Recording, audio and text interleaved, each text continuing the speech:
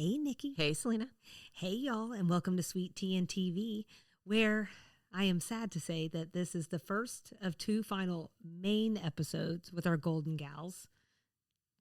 Don't make me tell you how many it is with all, I don't know. We got 4 more episodes. But the two main, it doesn't matter. Today. That was my sad face, Salina, not my questioning face. No, this was my brain-breaking face. See how y'all get to miss because Nikki won't go on video? Whereas I love to be on video. Today, we are taking a closer look at the storylines that explored grief, romance, and reinvention, not just in Nikki and my life, but among our Golden Gals, that is. It's the gals. Yes, because whether it was losing spouses, finding love again, or facing a future alone, the Golden Girls never sugarcoated. They did day drink, though, but they never sugarcoated the realities of aging. They always kept the humor, and there's probably a lesson in there for all of us. For our purists out there, here are the batch of episodes that we're going to cover today. Season 1, Episode 13, A Little Romance. This one was tough for me to write, but where Rose navigates a budding romance with Dr. Jonathan Newman. Could have stopped there, but who just happens to also be a little person. It does feel integral to the plot. It is. And I almost left this episode out entirely of everything because I thought it was going to hit you a certain way. And then listener Zach suggested it. And also, it sort of comes up over and over again as just a classic, silly Golden Girls episode to watch. Mm-hmm. I'm excited to talk about it. I've got a good sense of humor, just like Dr. Jonathan Newman. Thank you, Nikki. And I also did want to say thank you, Zach, for suggesting this one. It sounded angry when I said that. But thank you, Zach. But that was meant for Nikki. She's always a little mad at me. I'm almost 5'2". So also on the list is season 4, episode 6, Sophia's Wedding, where Sophia unexpectedly remarries to someone from her past. Season 4, episode 10, Stan Takes a Wife. Dorothy's ex plans to remarry. In season 5, episode 11, Ebb Tide, Blanche's father, Big Daddy, dies unexpectedly. And then in season 6, episode 9, Mrs. George Devereaux, Blanche learns her deceased husband faked his death years ago. Season 6, episode 12, Ebb Tide's Revenge. Sophia's son and Dorothy's younger brother, Phil, unexpectedly passes away. And then in season 7, episode 17, Questions and Answers, the girls get Rose a dog. There's more to it. That's where we're stopping with that. You feel good about those? Does that work? Questions and Answers is always, I'm always going to worry. Maybe I shouldn't have put that episode in this batch of things. You got some questions about questions and answers? We'll get there. We'll get there. You ready to get into this one, Nikki? I'm ready. Okay. Let's break it up into the episodes that were about love and then the episodes that were about loss. So for the love category, we have A Little Romance, Sophia's Wedding, Stan Takes a Wife, and Questions and Answers.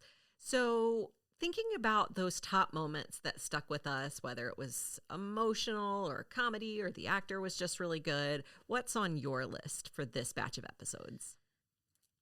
I think I'd like to step back. I'd like a step back first. And step back. And just say some general things about this batch of episodes. Okay. I was really impressed. So I just really enjoyed all of them. And I've enjoyed everything so far. But there was something about this group that really, okay, it's like this. Golden Girls is to heart what Designing Women was to head. Oh, okay. Designing Women made you think. That was the strength of its writing. Golden Girls makes you feel. Mm-hmm. That's where it sings. And maybe it's also a credit to these incredibly seasoned performers. But I found most of these episodes so moving, and some in some really unexpected ways, all while remaining so true to its comedy. So that's a balance that sitcoms don't always get when they emote through plot. Mm-hmm. And so I just want to say, super impressed. Well, thank you. I worked really hard on every one of these.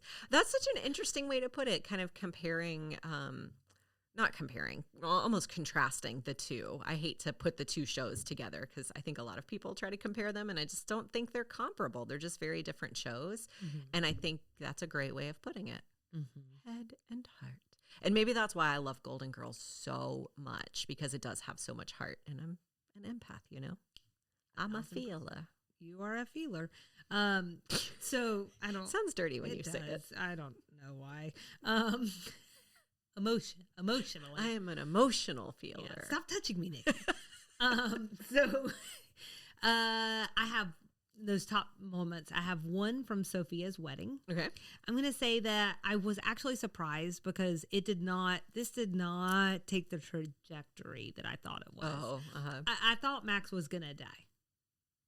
So I don't know. Okay. Sorry, so it is just me. That hit me. Because we love and loss, right? And cheesecake. So you thought I was pulling a fast one on you. Well, I don't think you were doing anything, but especially when they got sick, I was just sort of expecting it the whole time. I didn't realize they were going to have the breakup that they did. So, when they got sick, I was like, oh, he's going down for sure. And I think so long. Just like dark, I think. So long, Max. That said, the moment that stuck with me was Sophia and his last scene together. So, they admit that there's love between them, but they're not in love the way they were with Esther and Sal. I love that they ended as friends and, hey, as potentially still lovers. They left the door open, and I thought that was nice. And is that the oldest friends with benefits situation? It's the oldest one that I'm aware of. Yeah, What's in the recorded neighborhood history. in Florida? Oh. I assume there's a lot of those deals down there. Oh, crap. What is the name of that place? Yeah. Not the Avenues, but it's something like that. It's Villages? The Villages. Yeah. That's it. Yep. Yeah. We just talked about that the other day, me and Kyle. Yeah, it's wild and spicy down there. He knows someone who lives there. Yeah, well, sure. I mean, good for them. They should be wild and spicy. That's what I'm going to say about it. So the interaction with the sax player, I thought was a perfect button on that conversation. So he said, the saxophone player who's out there on the boardwalk, he says, you want me to play It Had to Be You for the two of you? And Max says, I want you to play it for the four of us. Oh. And I think there's some real truth to that. Having known some people who've lost their spouse, that and then like if let's say you have a couple where both they're remarried now and have both lost their first spouse, there is usually this understanding and reverence in that relationship, and I know of couples that will together honor those previous spouses because that's an ongoing part of your life, Yeah, that's part of your heart that doesn't fill back in. 1,000%. Really, really sad and happy. Mostly sad. Life is a circle. Something. I have two more scenes. Okay.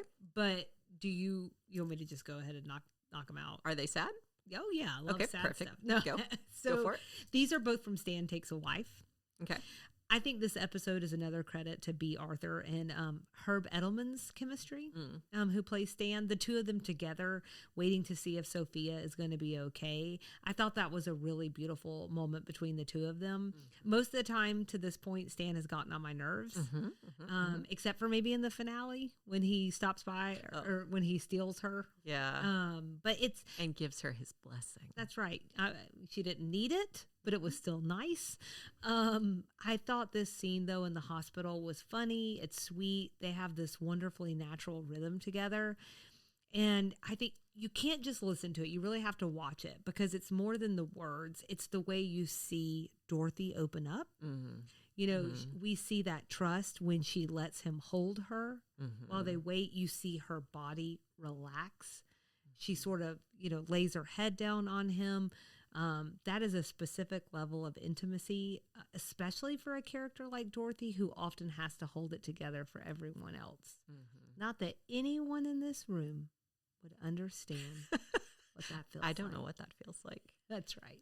I don't know what that feels like. That was also one of my things that stuck with me from this batch of episode was that whole ICU experience they had together, navigating it as the couple who's not a couple. But also as someone who has been in that experience of an ICU stay, I thought the writing was so spot on. I just remain impressed that relatively young people were writing these episodes, because that takes a level of worldliness and like experience to write that so true. And I thought that was just beautifully done. And I think that everything you just said about their relationship, like you being able to watch that play out in a really credible and like believable way, is incredibly impressive. So I loved everything about that part of that episode. Right down to him not knowing what food was her favorite. That felt like they were still married. Except in my marriage, it's usually the other way around. Kyle always knows what I will eat. I never know what he'll eat. I should give Casey credit. That's not bad. It just feels like a real marriage. It absolutely did. Especially for a man to be like, my favorite food is your favorite food, right? Yeah, exactly. And then the other scene from that one that I thought was really true and honest and also just well acted was the one between Dorothy and his soon-to-be wife, Catherine. Oh, yeah. Yeah, so I really like this a lot. They're sitting at the bar? Yes. Yeah, okay. I think this is a very layered B. Arthur performance again. She is having to do many, many things. And in all of these conversations, we talk about this. First of all, they're acting. So you're already pretending to be someone you're not. That's thing one. And someone who doesn't exist. That's right. But beyond that, you know, she is there to tell Stan she loves him, ask him not to go through with this wedding. She has unexpectedly met his fiance. She realizes it. The fiance doesn't. She's got to process everything this woman is telling her. She likes this woman, and then real time realizes she cannot go through with this terrible plan. That ship has sailed. And so it's funny. It has heart. It's just good.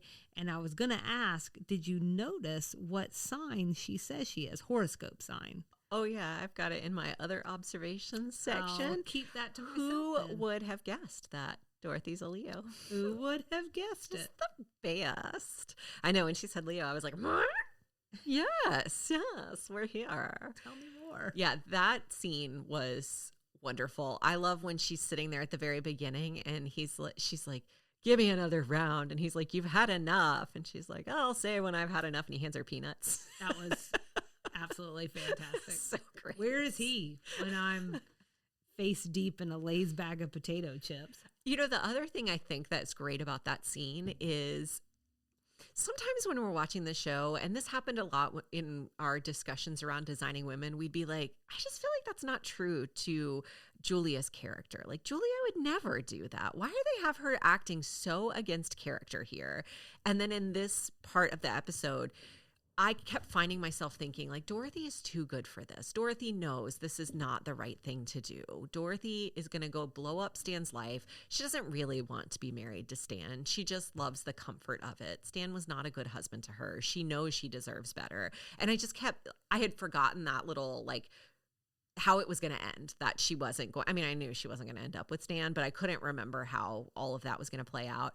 And I was super relieved that she didn't just, like, go in and say something, because it's just not Dorothy. She wouldn't do that. It's almost like, I mean, especially though with something happening with her mom, like she's clinging for things that feel familiar. Yeah. She was not she wasn't in her normal mindset. Right. And so it would have been infuriating to make any other choice other than her sticking to her character and being like, this isn't who I am. Totally. So I appreciate that. My other moment that I wanted to flag is from a little romance, a little moment and a little romance. Both. It was Blanche's entire performance when she met Dr. Jonathan Newman. When she's first introduced to him, get out of here. And then she says, oh, Rose Nyland, you devil, you. And then she starts laughing, and her laughter resonates in my head. Oh God, I wish I was dead. Oh, you do that. I wonder if you like tuck that away in your subconscious or something. Huh. Maybe it is. It's like it lives in me forever. God, I wish I was dead. And then when she finally, like, you think she's got her feet back under her and she's pulled it all together and she comes out with the appetizer and she says shrimp, and then she just makes the circle and walks right back into the kitchen because she's embarrassed herself again. Right. And then later she starts telling this story of like forbidden romance from when she was young and she was in love with Benjamin, and she's telling this whole story and they're like, it's so brave of you to have tried to be in an interracial romance. And she's like, black? Benjamin wasn't black. He was from New Jersey. Way Rue McClanahan delivered all of that was so wonderful. Yes. That was true to Blanche's character, that she would catch herself in all of those really awkward, uncomfortable moments, but she played it so wonderfully. So good. Absolutely. So that also, for me, goes into the next little bit that we wanted to talk about, which was like comic relief. Oh my God, that I laugh about that all the time. But did you have other comic relief moments? Well, this is perfect because I think this really fits into the same vein of where you are. So, for instance, one thing that Blanche also does in that episode is when she first goes to get the door and Jonathan's there and she slams the door closed and says, no, thank you, little boy. We already have a Miami Herald subscription. So there's that. And then Jonathan tells Dorothy he's heard all about her, and Dorothy responds, I wish I could say the same. And you just know what's right behind the eyes. Like, hey, Rose, you could have mentioned a thing or two. A slight heads up. Just a little tiny indication. Ugh, now I've done it. And then, yeah, the God, I wish I was dead. You're right. That's going to. But the killer's Sophia, of course. All 411 of her coming through the door. You can almost feel the air go out. Every person in the room, except for Jonathan, because bless his heart, he doesn't know the tornado that's coming through there. And everyone's like, what is she going to say? No. But she just politely excuses herself. She's tired. She needs to go to bed. Then she pulls Dorothy over and says, that guy over there, he a midget? Yes, responded Dorothy. Thank God. I thought I was having another stroke. I was so proud of her for controlling herself. But the way she pulled Dorothy over, you know, Jonathan knew she was saying something about him. I think he seems like a really with it guy, you know? He knows what's going on. Yes. Also, in addition to the shrimp situation, the cocktail shrimp, Dorothy has to say that they're serving short ribs that night. Again, all this could have been controlled if Rose had mentioned a little something beforehand. You just don't realize how many foods are small in stature. There you go. Until a little person comes to dinner. Lessons abound. I just also want to say this one is just zinger after zinger after zinger. So Rose says, I mean, how big a man is shouldn't make or break a relationship. Dorothy jumps in right on cue. Not a word, Blanche. It's just perfect. Blanche, nope, you covered that one. Sorry. The New Jersey one is awesome. So this is actually, I think, my favorite one. And just again, like, Sophia, she just kills me. The writing for her is so good. Sophia comes into Rose's room. They're all lounging on the bed and talking about Jonathan. And she says, hey, what's going on? And maybe it's Blanche that responds and says, oh, Rose has decided to keep on seeing Jonathan. It must be Blanche because she suddenly had a Southern accent. Doesn't matter. Sophia says, fine. We're all adults here. Let the man out of the pillowcase. We don't mind if he sleeps over. And it like took me a minute to get it when I was watching it. And like, I think I rewatched that one maybe a second time and I was like on the floor. I must have taken that one out because I definitely had that one in my notes because that was brilliant. She was so, again, like they played against what you expected of Sophia for the whole episode. We all were sitting there with bated breath waiting for her to say something. She did not do anything nearly as bad as what Blanche and Dorothy did. Cute little face right now. Y'all, I came in and Nikki has her Golden Girls coasters out, and she had me the Sophia one out. Just for you. That's so sweet. Just for you. I knew you'd need some. You have to look in her eyes every now and then. It would be really rude for her to have a problem, right, with any of this, to be honest. But yeah, that's true. I mean, regardless, but also specifically. What else do you have on your comedy list? So I had in A Little Romance that whole overacted dream sequence where Rose is basically coming to terms with the fact that she can be in this relationship with Jonathan and that it can work out. I thought that was just such an interesting way to approach this whole, like, what could have become like a little bit cliche, like learning to embrace our differences and learning that two different people can be together. But instead of just going through that like laboriously, we got to do it in this very funny, way overacted dream sequence. And I think like with singers, you know, you always think like, is it hard for them to sing badly? You know, so like if you see a singer on SNL and they're singing a song and they're like supposed to be parodying themselves and they do it really badly, you're like, I wonder if that's really hard. In this particular situation, I wonder if it's really hard for these women to act overacted and like really bad. And I just thought like it made me laugh, the whole thing happening. And then I thought it was just kind of a an inspired way to have Rose go through this emotional journey of will I, won't I? Do you know what I mean? I do.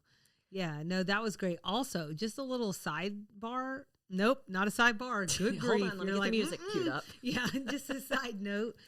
The man who played her dad in that dream. Did you ever see Willow? It had like Val Kilmer. And like it's like a sci-fi, like from the late 80s. He was definitely in that movie. And that yeah. So for any Willow heads out there, you'll know what I'm talking about. I think he's like the dozens of you lead. How dare you? There's like at least 30. Dozens. Yeah, dozens. Learn how to count, Salina. There are dozens of us. Willow unite. You can say that, but they made a sequel like 2 years ago. So there must have been at least 3 dozen. But he's like the lead magician in the town that Willow's from. Sure. Probably a sorcerer. Gonna need to brush up on that area. He's a children's birthday party clown. Something? Yeah. I don't know. Anyways, that's my little side note. Thanks for that.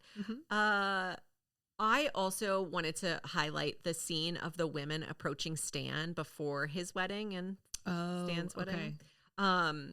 It was very derivative of what they did in the pilot when Blanche was about to get married and Rose and Dorothy came in to try to stop her, down to the point of like Blanche puts Rose in the closet at one point and they get Dorothy out of the door and lock her out, is very derivative. And this was season 4. So it feels kind of early in the series to be sort of pulling from itself. That said, I still laughed the whole time because it gets increasingly extra up to the point of them throwing her out of the room and just locking the door. But the things they will go through to try to disguise someone trying to break up a wedding, it's just impressive. Fair, yes. It makes me laugh. I had a couple other observations. A couple of observations. You have more things to share about funniness? I got 3. Go for it. Okay. So Stan takes a wife, Sophia being Sophia. Stan takes a wife. That was the name of it. Yeah, she says, when I feel bad, I have to take my mind off it. There's only one thing that does that. I think it's Dorothy who asks, cooking a big meal? And Sophia responds, no, making love in a closet. But hey, you do what you can. I'm like, sure. This woman. I guess we got to mention her sick designing women burn. Oh, yeah, that was my other observations. Go for it. Okay, are you sure? I don't want to take it from you. Go for it. All right. Ma, the doctor says you're going to be just fine. Of course I am. I survived war, disease, and 2 seasons of designing women. So That's rough. Yeah. Woo. Yeah. And then we get a couple of good Rose moments in this one.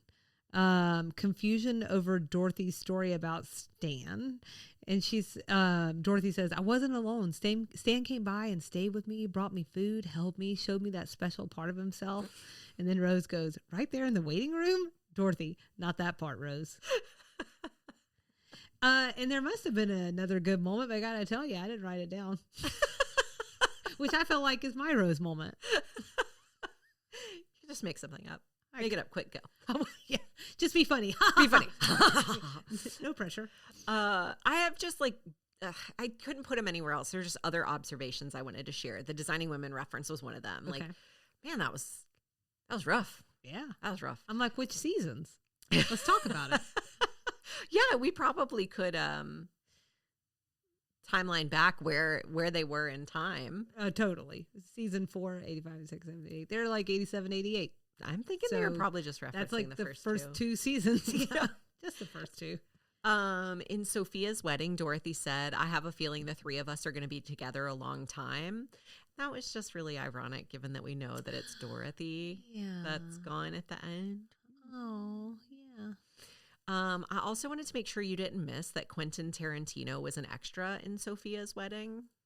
I did not, because for something else that we may or may not be doing, I was reminded for whatever reason. You know how Meshach Taylor shows up in the first episode and he is a police officer? For some reason, my brain, it's like the Bernstein Bears thing. Oh.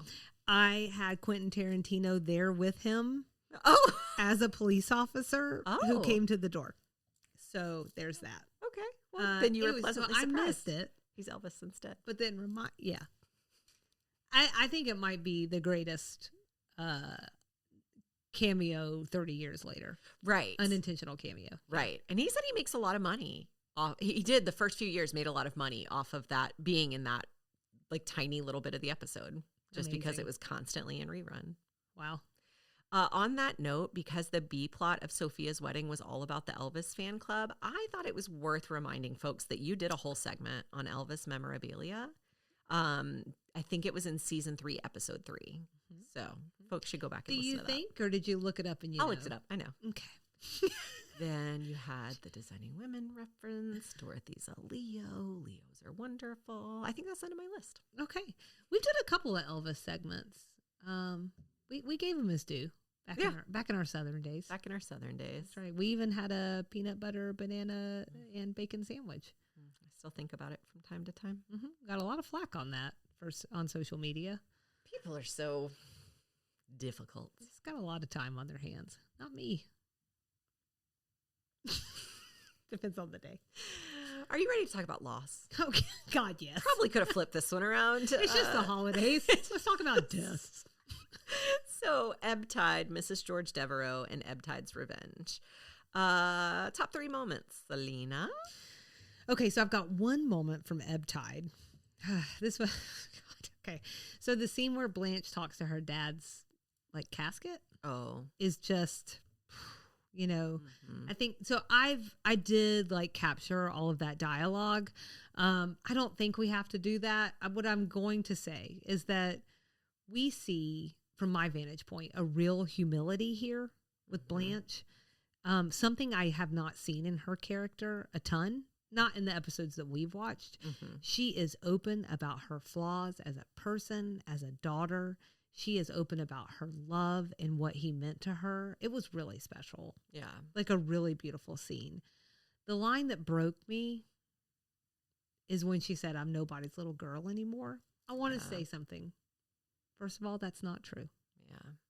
I think everybody needs to hear that. We're always somebody's little something, you know. Sometimes I'm people's little poop. I was just thinking that. I know. In her face, that is a lady who's been through some things. And I do not mean Blanche. Yeah. I mean Rue McClanahan, because only real life experience brings the face acting that we saw there. Really cool moment in that episode. Yeah, so that was one of my top moments too, was pretty much her entire performance. So just like that line hit you, the one that got me was, you know, there's nobody to be proud of me anymore. You know what I mean? So we haven't really, I don't think I've mentioned it at all on the podcast that my mom passed away this summer, like super unexpectedly. And I don't think I was like emotionally prepared to watch this episode with that like sort of happening in the background. And there was a lot about this that I watched and I was like, oh my God. Like, I get it. This would have made me cry before that. But now having gone through that and being in that like grieving and healing process gets you right in the feels. So that was always your story to tell. Yeah. And to say whenever you felt like you were in a space to say it. And I will just say for the record that you've been ahead of me on the watch this whole time. Pretty much. I know because of the notes that you've left me. And I'm like, I haven't done anything. So, which I've been super proud of all season. Although that is a type of growth for me, to be honest. But when I got to this batch, I was like, oh, when did she pick these episodes? I'm pretty sure it's a long time ago. So I didn't want to salt in the wound and be like, hey. But I will say that I've been thinking about you. I appreciate that. It's good that I'm emotionally available and I don't mind crying at any point in time. But like you just, again, I've watched all of this before. I know I've cried. I just cry over everything. I cry over things I don't even understand sometimes. I'm like, Totally. that must be so hard for them. I've never been through that, but that must be so hard. But watching this one, I was like, that is a special journey, and special in like, it's not the special you wish for, but it's the special everybody, all of us is going to experience at some point if we survive that long. And it is a journey that like lots of people have been through, but it's different for every single person. But that performance reminded me that it is like, there are connections for all of us, and it's kind of the same for all of us, just in a different way. I mean, or like, not everybody has someone that they can open up to in that way. And so what a beautiful thing that exists out there in an episode like this for someone else who may be unreachable any other way. You know what I'm saying? I think it's important. When we have had a special journey of loss, I mean, the thing that we can offer is a level of understanding that maybe other people can't offer, and to turn around and grab the person behind you.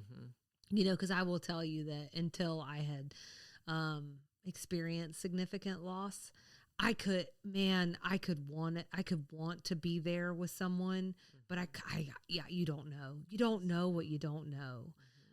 But once you have, and every loss is different, and even two people in the same family, even two siblings can experience it so differently, but still, like, there is a little something in that very unique sauce that allows you to see someone in a way that I don't know that you can otherwise.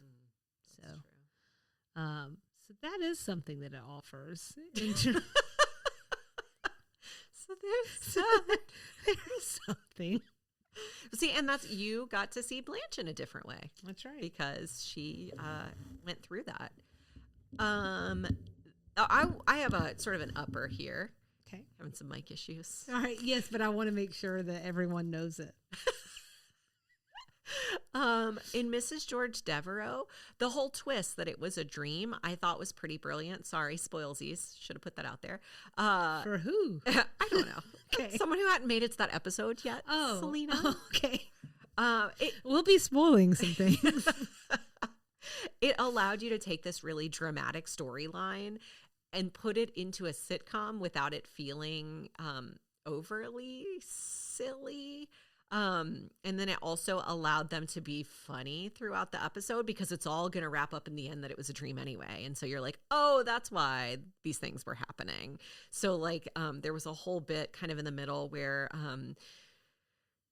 Dorothy is trying to get Sophia out of the room so that Blanche and George can have a moment, and Sophia's not trying to leave. And Dorothy's like, Shady Pines, Ma. And Sophia's like, you're bluffing. And she says, the West Wing. And Sophia's like, right behind you. And then Rose is still sitting there and she goes, Shady Pines, Rose. This really shouldn't work on me. But she leaves anyway. It's so good. Yeah. And then Rose trying to keep up with like all the complicated threads of this plot, just so we're in sync. It's the husband back from the grave thing, right? And then when Blanche, the whole Sonny Bono thing is just like, what is happening?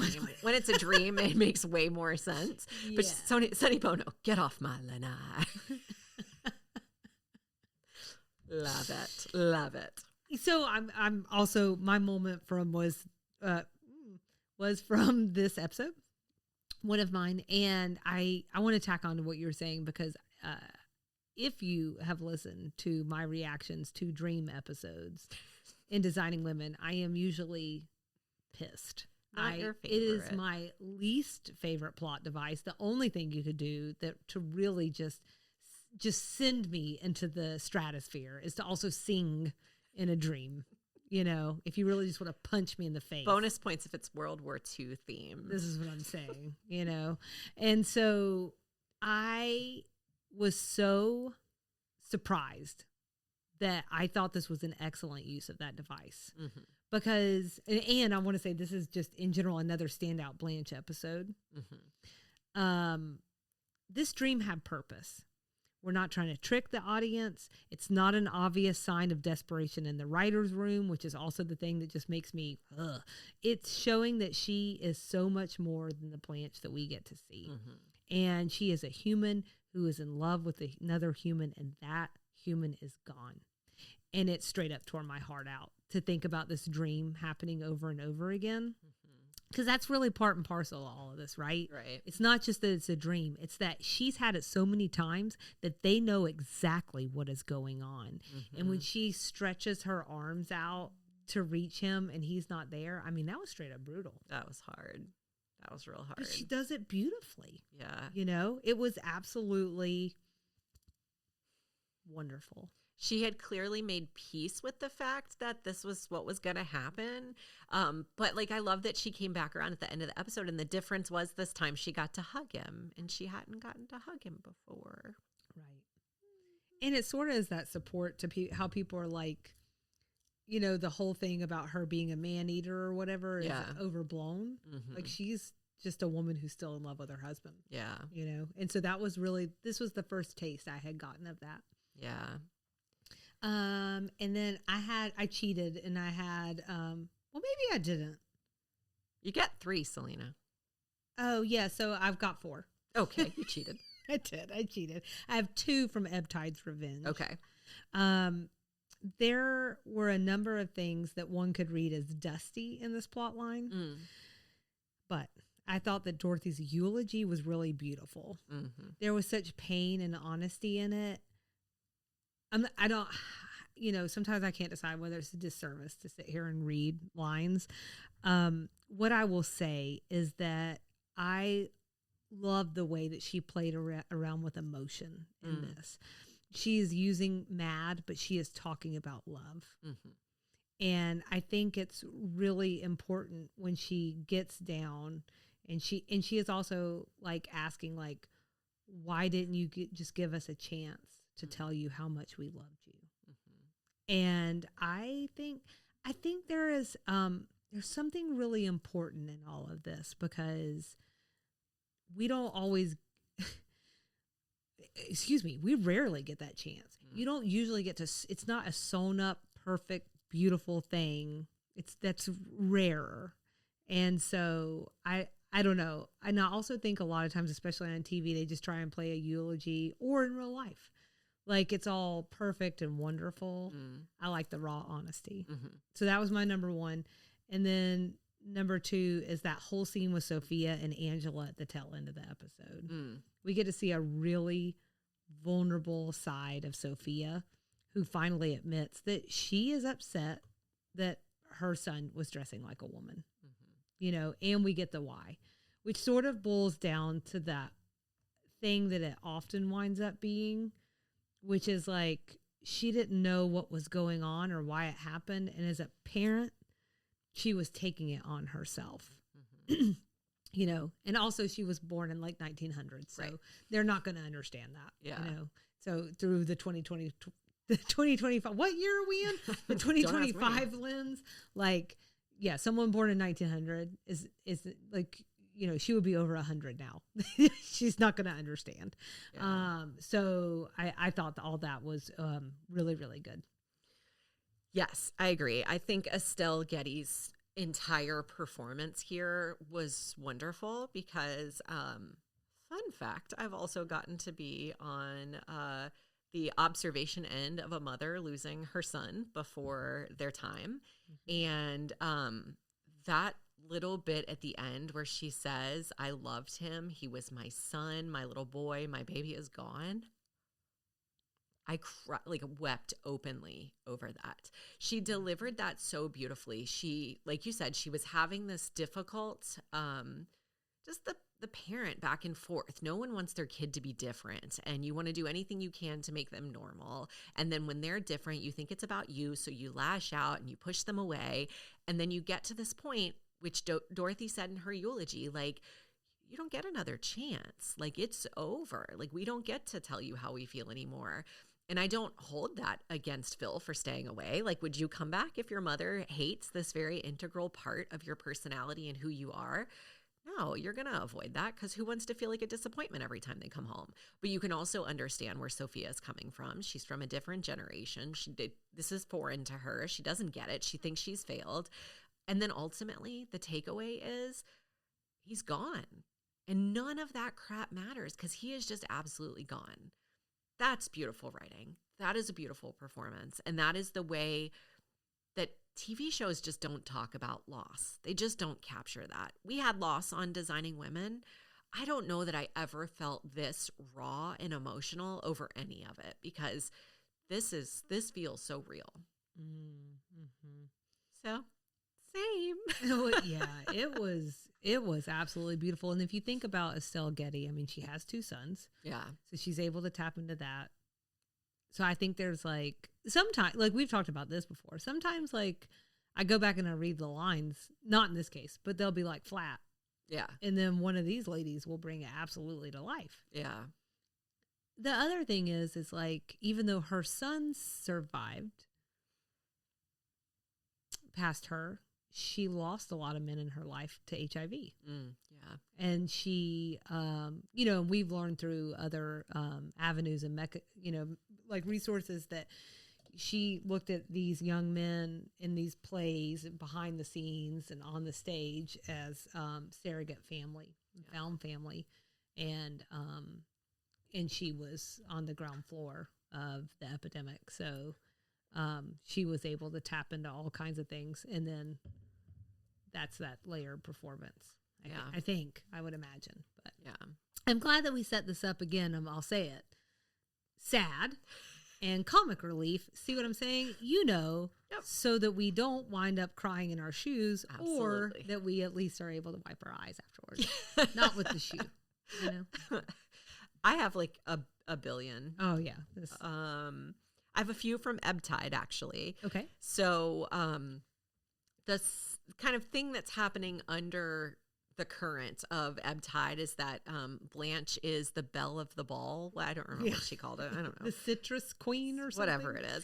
But I loved Blanche's and Dorothy's reactions to her citrus ball plate or orange ball plate or whatever. She says, have you ever seen a more moving piece of art? And Dorothy's like, only at Graceland. I also loved her repeatedly justifying her actions to get to be queen of the ball. So she talks to Big Daddy first on the phone, and you only hear her part of the conversation. But she says, did I tell you I'm queen of a ball?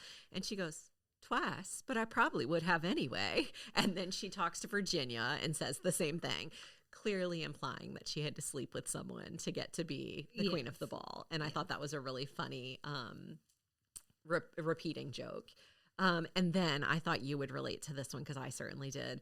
Her waning appetite but reasonable approach to nutrition after she'd lost Big Daddy. I may never eat again. Blanche. Oh, you're right. I should keep up my strength. Dorothy, something with frosting. Get it? Yes, understand. Yep. This was my whole heart and soul. I should keep up my strength. Did you have anything from Ebb Tide that you wanted to share? I do. So it's in line with the B story shenanigans. So Sophia is also renting rooms out while they're gone, as one does. She's already been told don't do that. So she does it, of course. One of the renters breaks Blanche's rare citrus festival plate. So thanks for teeing that up. So Sophia and Rose wind up paying someone $1,700 to replace it before she gets home. Natural. But what they don't realize is Blanche is a new woman now. So she's changed. She's different. She doesn't need these worldly goods. she's living for today. And like any of us who are living for today, she breaks that plate right on the floor. She really opens it. You know what I'm saying? Oh, man. And when everyone, but this is the creme de la creme, when everyone walks out, and I feel like I've had this moment before, Sophia remains. She looks up at the sky and asks, "What is this, sarcasm?" Also, just a side note. Deserved it. Am I the only one that's bought? Like, I'm great, Blanche. I'm so glad that you're a new woman. Now go get the dustpan. Clean it up. And the way broom. she just like walked over it. I was like, who is going to clean it up? Exactly. I was just wondering if that was like if that bothered you the way that I was like, did. You know, I did. Lately, I've been seeing a lot of people reminding, because I'm a mom and busy holiday season. I get all like my algorithm is tailored in that way. And people are like, leave the dishes. And I'm like, leave them for who? Mm-hmm. Leave the laundry. Enjoy the holiday season. And I'm like, but then who's going to do it? So who are we doing this for? And that reminded me when she just dropped it. I was like, that's going to be Rose later, right? Right. Rose is going to clean that up. Exactly. What does that say about our mental health that our minds both went there? What a It's mess. probably time for a vacation. I think it might be. I think that's where we are. I had something from Ebtide's Revenge, Okay. and it was Blanche's red funeral dress. Okay. She looks incredible in it, first of Yes, all, she but does. also like funeral dress. Dorothy says, so she shows up on screen right after Dorothy says, I just want to say a few words to give the man some dignity and show him a little respect. And then Blanche walks in this red dress and says, ready?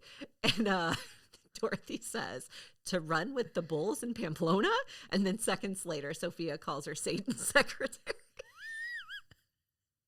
How pleased. Satan's secretary.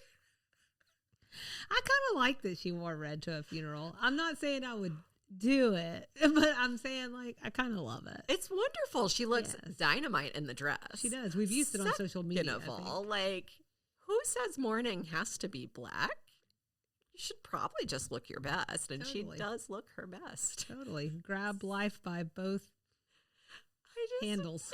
I just wish I could come up with stuff like Satan's secretary. Because as soon as she said it, I was like, oh, that's what she looks like. Oh, I get it. Okay. Yeah. I have one thing from that episode Okay. as well. So this is a conversation between Sophia and Rose. So Rose is like, I saw a lot of this when I worked at the grief center. You're angry about Phil's death, and that's normal. But you shouldn't be angry with Angela. I think you haven't cried because you haven't accepted his death yet. Thank you. I've never been psychoanalyzed by a dipstick before. So mean, but it's so funny. Just trying to help. And then I do have two from Mrs. George Devereaux. Okay. So the Shady Pines one, Shady Pines, Rose, that one, I just need to say, like, I'm going to find a way to work this in, Nikki. I'm going to find a way. But there is, when George and Blanche are talking in the other room and he says, I staged my death, you hear Sophia say from off stage, he stained his desk.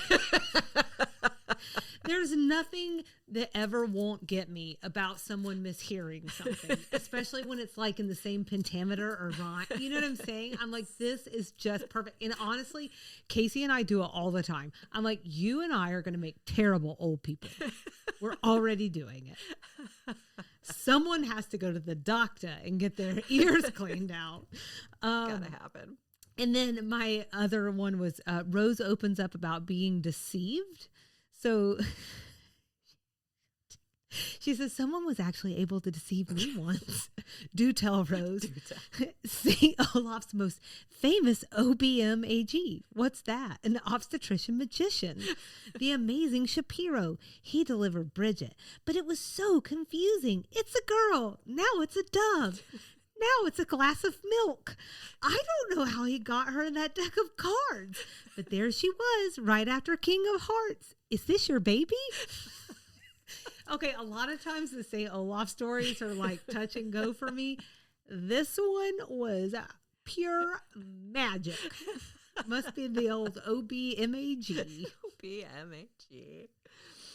I had two more that I wanted to share from Ebtide's Revenge. Sophia was talking about feuds in Sicily. Yes. And, oh, Ma, don't you think this feud between you and Angela has gone on long enough? It's 26 years. In Sicily, that's not a feud. In Sicily, people scream at each other for centuries, and they throw pasta at each other. Pasta and sauce. Rich sauce with delicious seafood. Mussels, shrimp. Wait a minute. I think I switched from feud to food. I had a quarter for every time you and I made a slight transition, a slight detour in the land of food. Yes. I think that was extra funny because in her book, Estelle Getty talks a lot about her love of food. And like it's like part of her Jewish heritage that she loves food so much. So I loved that she got to take that detour into food. It's one of many reasons that I'm like, am I Italian or Jewish or something? I can't Maybe be a as mix. waspy as this face, pray tell. The wasps never talk about food in a good way. No, it's always very diety, is it not? It is. I don't like it. I don't love it. I also just wanted to highlight Dorothy's negotiation between Angela and Sophia. It was like elite levels of negotiation. She was like, what was happening in translation from what she heard from Angela to what she knew Sophia would receive okay, then going back in and slightly changing the words so that Angela didn't know that Sophia was saying such horrible things. And then it all culminates with her saying, let's go talk to Ma. And she walks out on her knees and tries to get Angela to like follow her and make it look totally normal. That was glorious. That was glorious physical humor. Yes. I had 2 random thoughts I wanted to share. Love it. Blanche was Azalea Queen. So we find that out in Ebbtide's Revenge. That sounds right. Or in Ebbtide. Oh, it is Ebbtide because she's going through the photo album with Dorothy. Uh-huh. In season 4 of Designing Women, Suzanne mentioned the Miss Azalea Festival. Thank you. I'm like, thank you.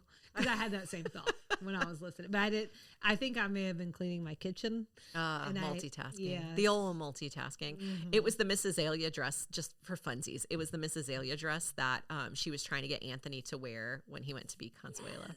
Good job. And then in Ebbtide's Revenge, Earl Bowen played Father Salerno. He also played the priest in Dorothy's wedding at the end of the series. Oh, okay. Just in case he looked familiar to you. Every now and then I'm watching and I'm like, this guy looks so familiar. He looks familiar to me anyway, because I think he's just been in a lot. Probably been in a lot. They dip back into their own extras pool a lot. And then sometimes you see people and you look them up and they've just been in like a zillion things. I want you to know that I have practiced a lot of restraint. I bet you have. Because I've recognized almost everyone.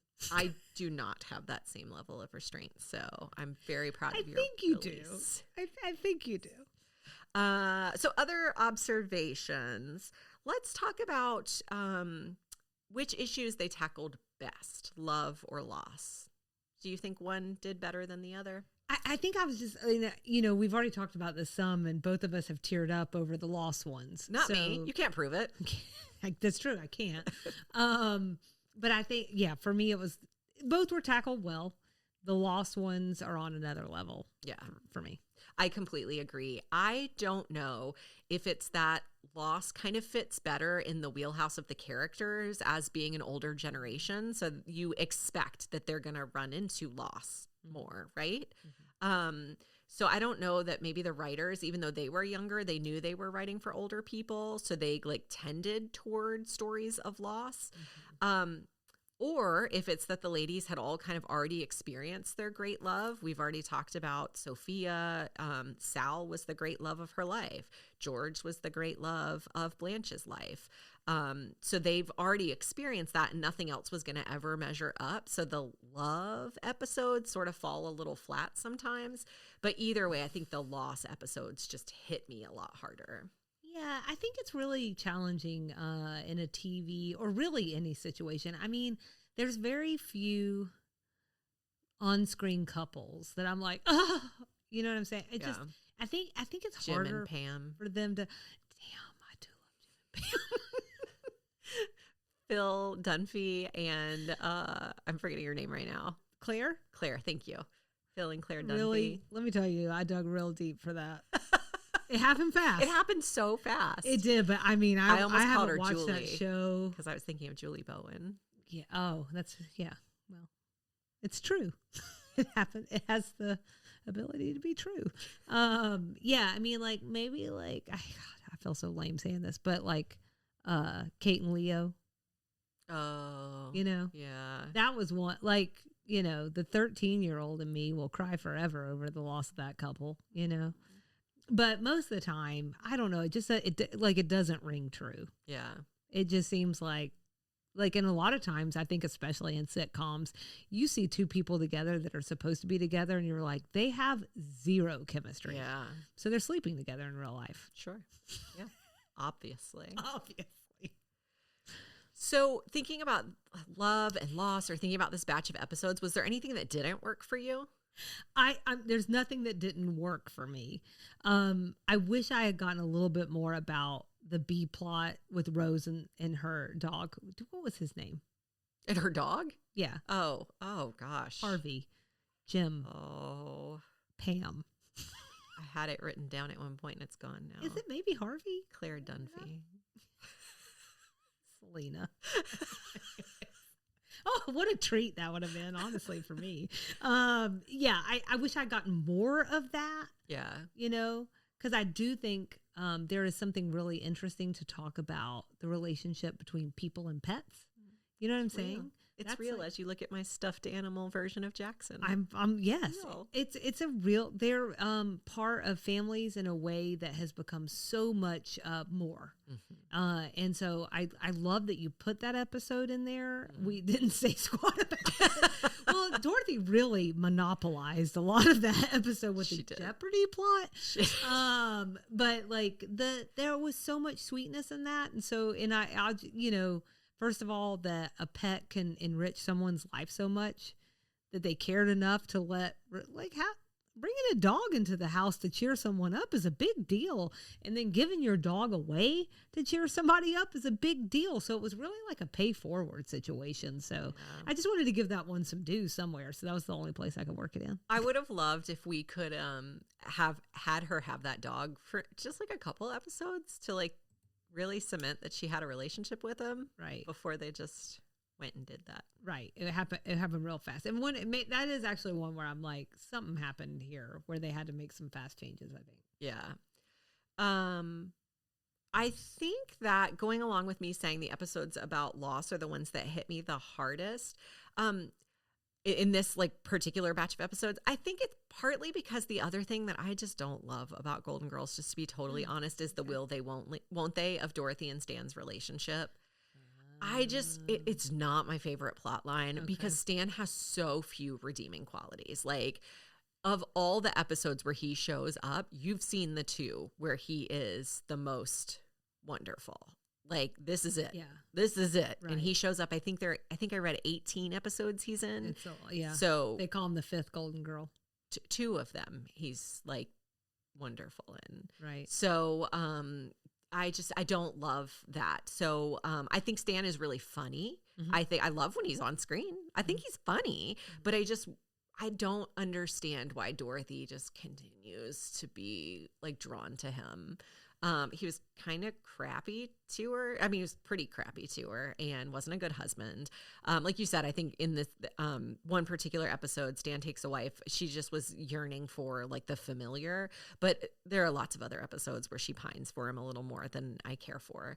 And I don't love that. So I would just say that tends to not work for me. And it fit more in this episode than it does otherwise, but I don't love it. Right. Yeah, that's fair. Did you have any cheesecake moments you wanted to flag? I had two. Okay. So in Ebb Tide, Dorothy talking Blanche into going to Big Daddy's funeral. Mm. And I think just in that case, sometimes the best cheesecake moments are less cheesy and they're more like, hey, you need to do this. Yeah. And it's a friend like telling you the hard truths. Yep. I also have like really enjoyed the way that I've been able to reflect on the fact that cheesecake moments are, again, more than being cheesy. There are all these wide range of like good friend moments because that's what friendship is. Yeah. It's not one note. Yeah. It's a symphony. Yeah. So there's that. And then the second one I had was in Mrs. George Devereaux. This is all the ladies gathering with Blanche when she wakes up for her dream. Oh. that's what we do. We support each other, you know. And actually, one of my very favorite things that me and my girlfriends do is like if we are in a situation where we wind up spending the night in the same place, we all get in the same bed the next morning and just chat and like and laugh and it's something that we've done since we were like kids. Yeah. And so it's like a different level of intimacy. And so that really kind of evoked that for me. And I love the fact that doesn't go away. Yeah. You know, one day when you live on your commune together. I'm telling you. Same episode. I really loved Rose's impassioned speech trying to get Blanche to see George and talk to him. It's sort of like the ultimate cheesecake friendship moment. She says, so Sophia insults Blanche and then Blanche says, how rude, you think she'd feel sorry for me? And Rose says, to tell you the truth, I don't feel so sorry for you either. I mean, why should I? My Charlie's dead and nobody's giving me a second chance. And then she goes on to say, like, this isn't even about getting even. This is just about having this one last chance and doing it for all of us who don't have that last chance. And I thought that was, again, Rose is not always the deepest character, and we don't always get to see her being as wise as she truly is, but she really is, and she got to be that voice of reason for Blanche, and she got to do it with a little bit of an edge. Like, she's a little mean about it. And then in Ebb Tide's Revenge, the edge comes off, and she just straight up says to Sophia about Phil, so what if he was different? It's okay that you loved him. And I think Sophia needed to hear that. She wanted Sophia to understand it's okay to love people who are different, and it's okay to not take responsibility for those differences. You can disagree with them or you cannot understand them, but you're still able to love them. And I think it was beautiful that Rose got to be the one to say that. Yeah, absolutely. Those were my cheesecake moments. Yeah. She has a good way of being like firm. Yeah. And I think when she's firm, you know, it's really needed. Yeah. You know, it's not like Dorothy being firm. Dorothy's always firm. She's always a little bit firm. Exactly. All right. Well, I'm doing the closing today. You are. It's you. So you can hold me accountable for all this, okay? Okay. We've had some changes to the schedule.